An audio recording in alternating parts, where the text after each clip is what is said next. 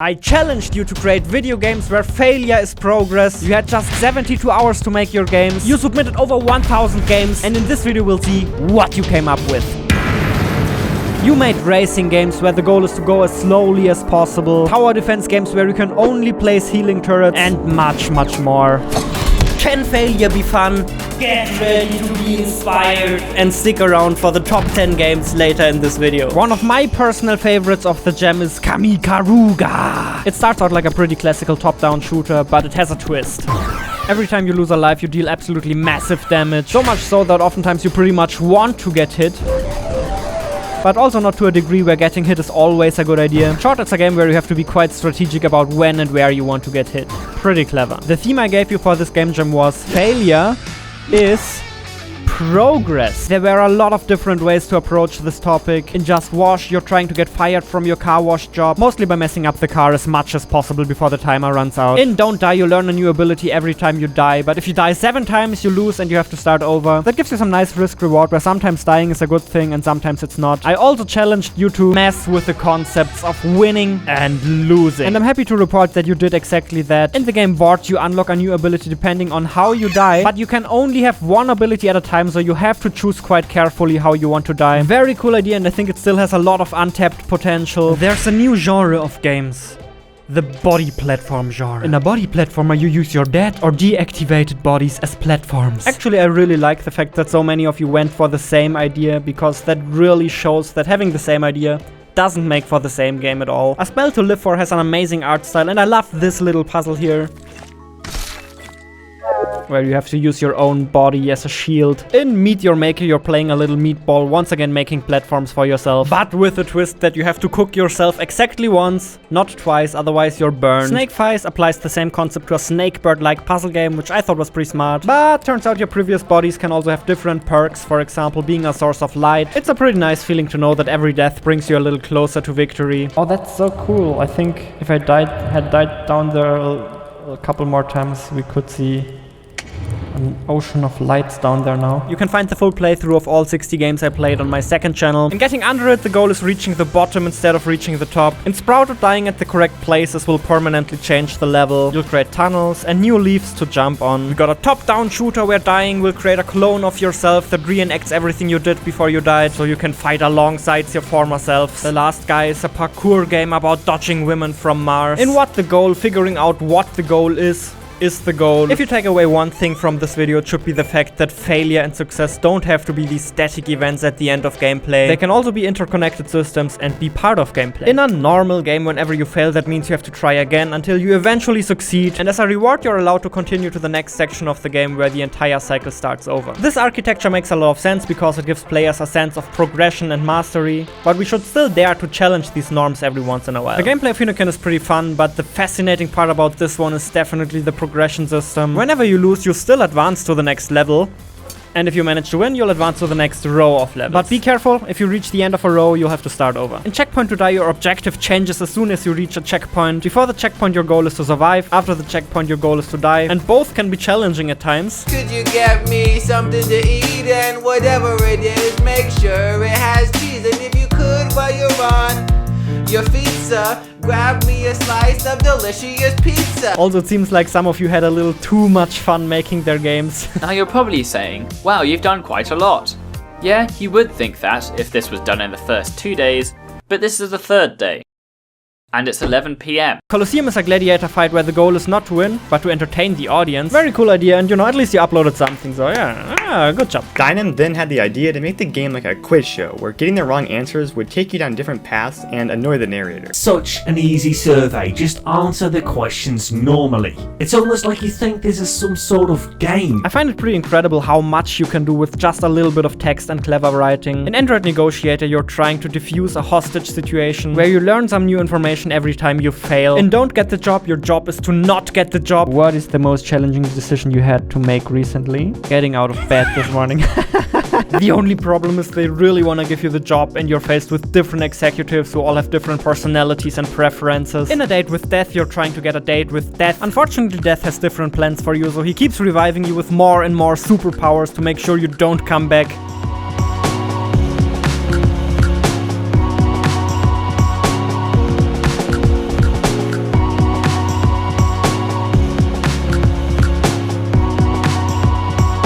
I've absolutely no clue how you manage to make such great looking games in such a short amount of time. The fascinating thing about this one here is that it's pretty much just the lighting that makes it so incredibly moody. Woo. No, where are you going?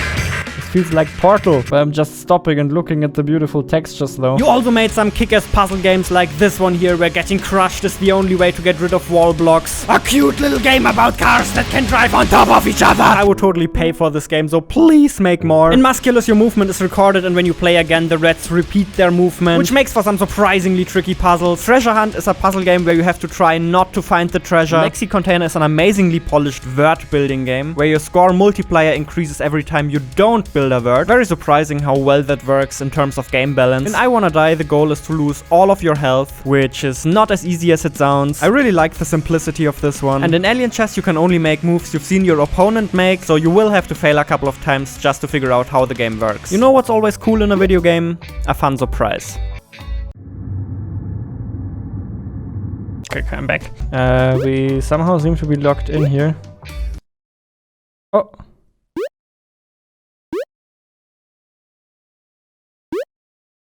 So now I left the level at the top.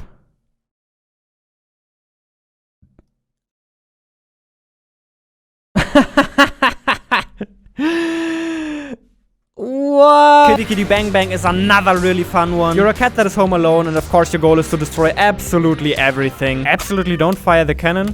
Don't worry, I'm not gonna.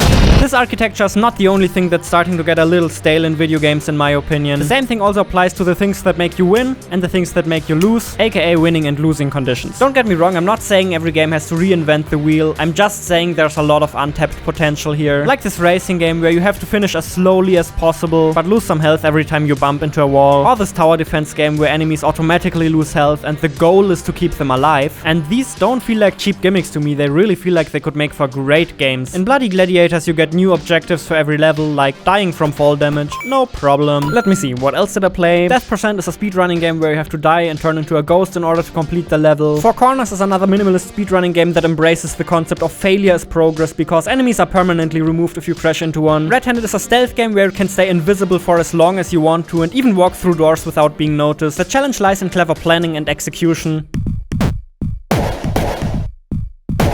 Trash Quest feels like a fully finished Metroidvania. Absolutely mind-boggling that you managed to finish this in such a short amount of time. Whenever you die, you drop a little health pickup that you can collect later on, which I thought was a pretty cute idea. I played Mini Golf in Space, a cute little platformer about Haiku the Robot, who apparently has a full game coming to Steam as well. Very cool, best of luck with that. I played a horror game called Blender Man, an FPS with awesome momentum-based movement, an exploration game where you need to find all the ways to die, and another samurai fighting game where the goal is to die with honor. Now, before we dive into the top 10, it is time for your favorite segment.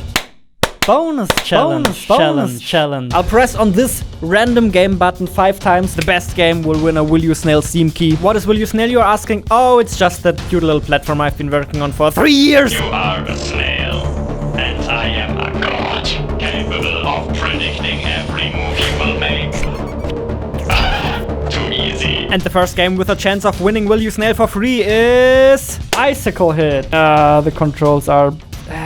So you can just tap the keyboard for a very brief moment. Okay, I think I'm starting to figure out the controls. The next game is Jumping Robot. Okay, let's try it out. Woo! Hold on. Whoa, that's a floaty jump.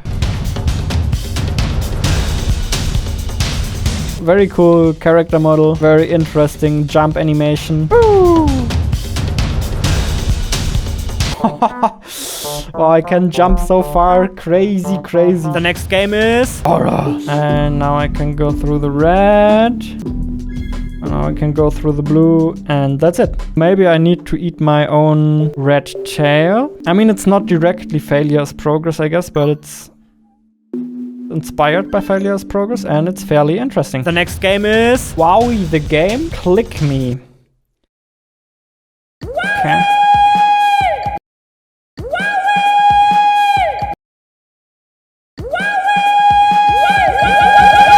So I decided to redo game number 4, and it was a platformer about escaping prison, where the goal is to wake up all of the guards on your way out, which I thought was pretty funny. Game number 5 was a pretty fun one as well, but also a very short one, so I decided to go for another one. The last and final game with a chance of winning Will You Snail for free is... I don't want to do these dumb tests, I'm going to destroy everything instead. So what happens if I throw all of the boxes in the pit here? That'll show these humans, yeah. You lose! Nice. Okay, no, there's the exit, but we don't want to go to the exit.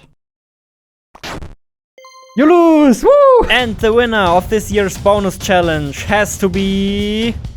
Auras! So please get in touch, I'll send you your Steam key. You can win some free Will You Snail keys as well, simply by dropping a like and leaving a comment down below. I'll pick some comments at random. You know, making a video like this is a lot of effort, so if you want to make it worth my while, please consider tickling that wishlist button on Steam. Just give it a little tickle, tickle, tickle. Especially if you're interested, that would be just super appreciated. I can simulate entire universes, millions of them in fact. Okay, but the waiting finally has an end now. It's time for the top 10 games of Game Jam 3.0. These top 10 haven't been decided by me. You voted on the top 10. Let's start out slow and easy with your number 10. Reaper Repeat by Wimlark, White Vault, and Droopy. It looks amazing. Holy gosh. And it's one of those you die, you turn into a block kind of thing, but super polished. Oh my, this feels so satisfying. And collecting the ghost unlocks the door. Now, I was hesitant to use this mechanic because I was sure that so many other people were going to use the same concept in their games. I was right. Because we used a very common concept, that doesn't mean that we can't put our own spin on it. And you did manage to put an absolutely awesome spin on it, because how you die determines what advantage you get from it. In this case, for example, you need to create 2 bubbles to get to the other side. In other levels, you have to put yourself on fire to burn through boxes. Great idea, great execution, great art, great music. What else do you really want for a Game Jam game? Well-deserved 10th place. By the way, did I already mention you can try out all of these games yourself if you want to? For our number 9, we have another pretty smart one. Apex by Dr. Manate, Michael Grieshofer, and Nikitus. In this game, you're a little spidery creature and start out right next to the final boss fight of the game, which unfortunately you can't beat yet. So you go out into the world, collect these little DNA snippets, and then you find new ways to die. The creature drowned. All generations from now on will be able to swim. So once again, the upgrade you get depends on how you die. And at the end, you return back to the boss, fully stacked with upgrades this time.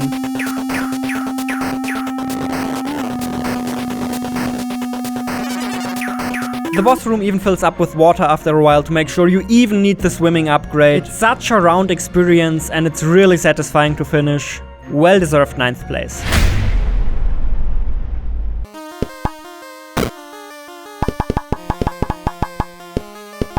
Yes, Daisy's Quest by I Am Making, Riptide, Nibora, and Betiven is yet another body platformer. Should have seen that coming for this topic. What makes this one stand out is the fabulous art and the quirky funny characters that make you instantly fall in love with the game. It has just enough story to really make you care about what's happening on the screen. Very awesome submission.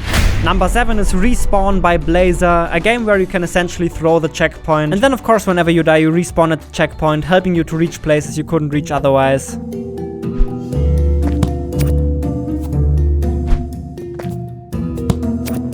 It's a very cool concept and it doesn't overstay its welcome, so very well deserved 7th place.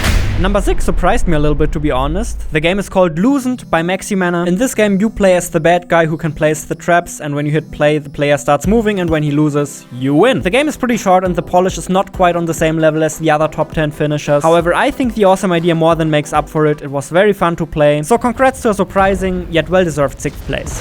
Game number 5 might be by someone you recognize. The idea for Necrobomb came very quickly. An undead creature dying and having that death/failure mean something more than game over was extremely satisfying to think about. Having spent many hours playing Spelunky and Wibbly Witches of late, destructible terrain was something I was eager to explore. Man, I have to say, Noah really got his Game Jam game figured out at this point. He came up with an absolutely awesome multi-purpose mechanic. When you die, you explode, destroying absolutely everything around you. Then you turn into a ghost ghost who can fly around for a couple of seconds. So one single mechanic is used to destroy the terrain and as a weapon and to move around. When an enemy touches you while you're in your ghost form, you lose and have to restart the level. The game feel and polish are just amazing. There's even a little boss fight at the end. Really, really, really good submission.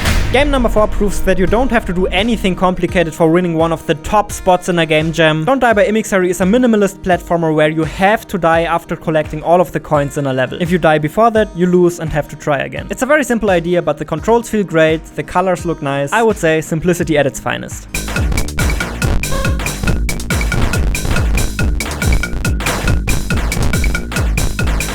And we're down to the top 3. This one is an absolute masterpiece in my opinion. Down in the 5th round by Jake Ellis. It looks like a very normal boxing fighting game thingy, but it's not, cause in this one you lose when you knock out your opponent and you also get some additional objectives in every round. In this round you get 25 bucks for punching and 100 every time you take damage. In a different round you could get 200 for damaging your opponent, but minus 50 every time you block a hit. This way every round feels different and you have to switch up your playstyle all the time.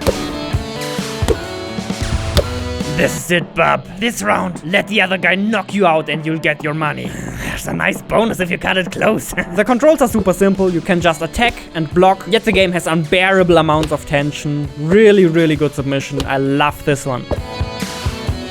Number 2, Bad Luck Cat by Shadow Sora and Blue Chew. This is just a cute little arcade game where the goal is to cross the street without getting run over by a car. Or so I thought, until I figured out you could do this.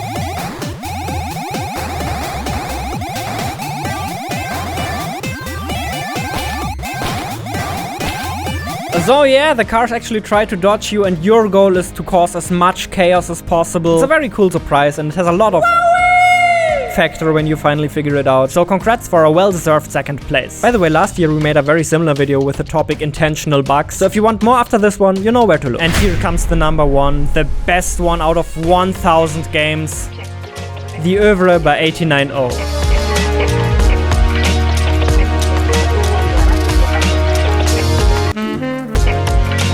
When I saw this, I was a little confused why you voted this game out of all games onto the first place. But then, I played it. Every time you die, you get a temporary upgrade for this level, easier difficulty, invincibility frames, lower gravity, slower game speed, smaller spike hitboxes. So basically, the more you die, the easier the level gets. But listen up, because here's where it gets really cool. If you manage to beat a level with less than the allowed amount of deaths, you get a permanent upgrade. And generally speaking, these are a lot more desirable. They allow you to double jump, wall jump, and much, much more, which kind of puts you into a situation where dying is good, but not dying is good as well. Now, that is a very interesting concept I definitely haven't seen before, and therefore confirm you as the first place finisher of Game Jam 3.0. I hope you're happy and I want to thank everybody who participated in this awesome event. If you're in the top 10 or in any other way eligible to a Will You Snail Steam key, please reach out and I hope to see you all in the next one.